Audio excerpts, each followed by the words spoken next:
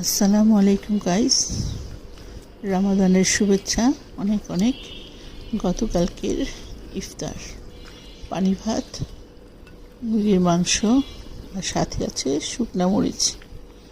ইফতারটা এত স্বাদের হয়েছিল। আপনারা এই রমাদানে কে কে খেয়েছেন আমাকে জানাবেন। আমার তো খুব ভালো লেগেছে। ইনশাল্লাহ সামনে আবারও খাবো আমি। আসলে আমি একটু স্বাস্থ্য ভালো তো, এর জন্য পানি ভাতটা তেমন খাই না, একটু অ্যাভয়েড করি। যাই হোক, দেখতে থাকুন। খুব খুব শান্তি লেগেছে খেয়ে। ইফতারটা খুব মজা হয়েছিল। আলহামদুলিল্লাহ, আল্লাহর কাছে হাজার হাজার শুকরিয়া।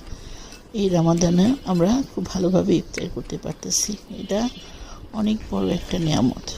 যাই হোক, কে কে রোজা রাখছেন আর কে কে পান্তা ভাত দিয়ে এইভাবে ইফতার করছেন আমাকে অবশ্যই কমেন্টে জানাবেন। আমার তো খুব ভালো লেগেছে। আপনাদের কেমন লাগবে? নিশ্চয়ই ভালো লাগবে।